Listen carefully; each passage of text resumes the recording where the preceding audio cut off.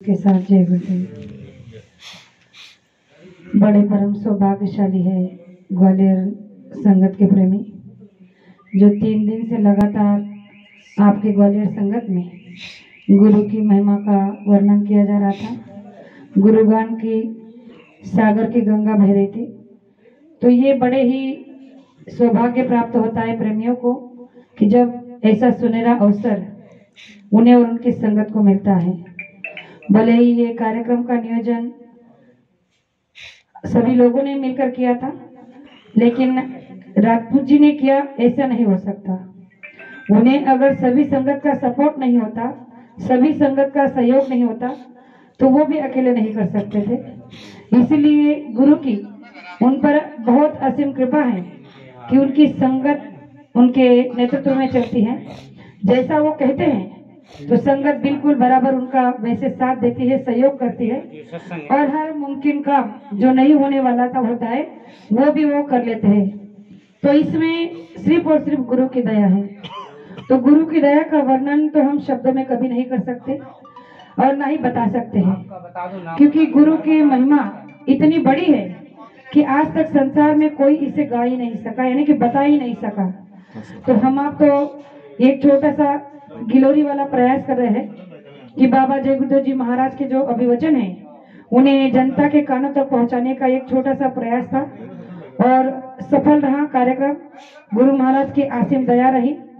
तो ऐसे ही दया हमारे आपके जीवन में हम सब पर बरसती रहे। तो गुरु महाराज ने कहा कि इसके लिए आपको क्या करना होगा। तो इसके लिए हमें, जैसे कि मैंने आज दोपहर के सत्संग में कहा था, कि हमें सबसे पहले श्रद्धा, हमारा विश्वास, भरोसा, यानी कि धैर्य को पक्का करना होगा। तो वो किस तरह से करना होता है, इस पर गुरु महाराज ने एक छोटा सा प्रमाण दिया है। गुरु महाराज ने हर बार हम प्रेमियों को एक ऐसे कई बार प्रमाण देकर समझाने की कोशिश की है कि जो हमें एकदम सरलता से समझ में आ सकता है। आप कहोगे कैसे? गुरु महाराज ने कहा कि जब आप सत्य के राह पर निकल पड़ते हो, सत्य का साथ देने की आप जब ठान लेते हो, तो आपको इस बात का आभास हो जाना चाहिए कि जब गुरु हमारे साथ है तो संसार में हमें और किसी से डरने की जरूरत नहीं है, या और किसी बात का कोई मतलब सोचने की जरूरत नहीं है। तो गुरु महाराज ने कहा कि अगर आप सत्य और नेकी के साथ चलते हो तो काल शक्ति भी आपका साथ देती है, सपोर्ट करती है। तो इस पर एक छोटा सा प्रमाण गुरु महाराज ने बताया था कि एक बार एक प्रेमी अपने घर से सत्संग के लिए निकला था। अब जैसे ही घर से सत्संग के लिए निकला तो थोड़ी देर जाने के बाद उसे अचानक से ठोकर लगी और वो गिर पड़ा। तो जिस जगह पर वो गिरा वहां बहुत सारा कीचड़ था। उस कीचड़ में उसके सारे कपड़े खराब हो गए। तो सोचा कि चलो घर जाकर कपड़े बदल लेता हूँ, फिर सत्संग के लिए निकलता हूँ। घर गया, उसने सारे कपड़े को बदला, पाक साफ किया, फिर कपड़े दोबारा से पहने और फिर सत्संग के लिए जाने लगा। दोबारा उसी जगह पर उसे ठोकर लगी, फिर गिरा, फिर कीचड़ में सना। फिर उसने सोचा कि अरे ऐसे दोबारा कीचड़ से कपड़ों को लेकर सत्संग में नहीं जा सकता। दोबारा घर गया, उसने कपड़ों को धोया, स्नान किया, फिर कपड़े बदले। अब तीसरी बार जब वो जा रहा था तो जिस जगह पर उसे 2 बार ठोकर लगी थी, उसी जगह पर कोई एक इंसान अंधेरे में दिया लेकर, चिराग लेकर खड़ा था। उसने कहा कि ठहरो ठहरो, आप यहाँ गिर सकते हो, इसलिए मैं आपको दिया कि उजाले में, इस रोशनी में आपके सत्संग स्थल तक ले चल सकता हूँ। उसने कहा कि ठीक है। तो जिस इंसान के हाथ में वो दिया था, चिराग था, वो आगे आगे चलता रहा और वो सत्संगी प्रेमी उसके पीछे पीछे चलता रहा। सत्संग स्थल जब पास में आया तो उसने कहा कि लो भाई, तुम्हारा सत्संग स्थल आ गया, अब तुम अंदर जाकर सत्संग को सुन सकते हो। तो उस प्रेमी ने कहा कि देखो, जब आपने मुझे यहाँ तक छोड़ा तो क्या आप अभी अंदर आकर सत्संग को नहीं सुन सकते? अरे हमारे गुरु महाराज के अगर सत्संग की वाणी अगर आप सुन लोगे तो आपका भी जन्म सफल हो जाएगा। तो उसने कहा कि नहीं, मैं नहीं आ सकता, आप जाकर अंदर सत्संग सुनो। फिर से उस इंसान ने दोबारा समझाने की कोशिश की कि देखो, आपने मेरे लिए इतनी मेहनत की, इतना कष्ट उठाया कि हाथ में चिराग लेकर आपने मुझे यहाँ तक रास्ता दिखाया, और जब यहाँ तक आ ही गए हो तो अंदर चलने में क्या हर्ज है? आज के दिन चलो सत्संग को सुन लो, फिर दोबारा मौका मिले ना मिले। तो उस इंसान ने उसे जवाब दिया, जिसके हाथ में दिया था, चिराग था, उस इंसान ने उस सत्संगी को जवाब दिया कि भाई मैं नहीं आ सकता। तो इसने पूछा कि क्यों नहीं आ सकते? उसने कहा कि मैं इसलिए नहीं आ सकता क्योंकि मैं काल हूं। जैसे ही उसने ये शब्द को सुना तो शरीर में एकदम से कपकपाहट हो गई। कहने लगा कि क्या आपने क्या कहा? उसने कहा कि मैं काल हूं और इसलिए मैं अंदर नहीं आ सकता। तो उस इंसान ने कहा कि जब आप काल होकर यहाँ तक आए हो तो फिर आप यहाँ कैसे आए?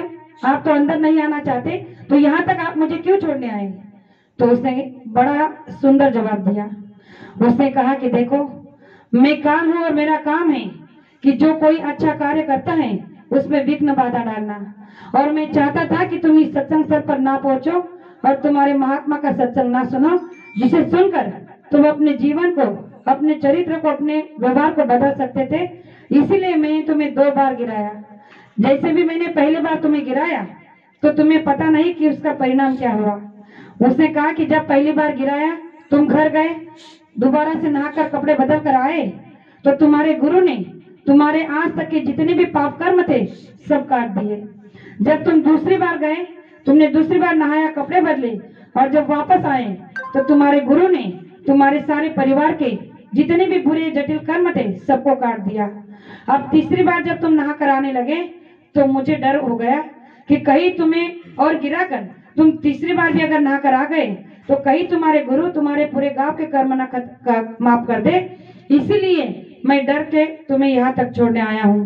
प्रेमियों, इस दृष्टांत को सुनाते हुए गुरु महाराज ने कहा कि सत्य के साथ अगर आप चलते हो तो आपको हर हाल में कामयाबी मिलती है। तो गुरु महाराज ने कहा कि जिस तरह से काल भी आपके सामने हार सकता है, झुक सकता है, तो आपको और क्या चाहिए? हमें केवल इतना चाहिए कि हमारा विश्वास, जैसे कि उस प्रेमी ने 2 बार गिरने के बाद भी अपनी दृढ़ता को, अपनी श्रद्धा को नहीं हारा। उसने सोचा कि चाहे मैं कितनी बार भी गिर जाऊं, लेकिन मुझे सत्संग सुनने के लिए जाना ही है। और उसी धैर्य, उसी विश्वास ने उसे क्या, उसकी जीत करा कर दिखा दी। तो गुरु महाराज ने कहा कि आप काल भी आपसे हार सकता है, आप काल से जीत सकते हो, तो इसके लिए पहले आपके अंदर गुरु के प्रति वो श्रद्धा, वो विश्वास जगना बहुत जरूरी है। तो हम आप प्रेमी इस बात से ये समझ चुके हैं कि संसार में चाहे जितने भी अड़ंगे, जितने भी अड़चने आएगी, हमें केवल इस बात को ध्यान में रखना है कि अगर गुरु का बुलावा है, अगर सत्संग के लिए कहीं जाना है तो हमें अवश्य जाना चाहिए। समय होते हुए अगर हम चले गए तो हमारे लिए बड़ा ही मतलब सौभाग्य की बात होती है।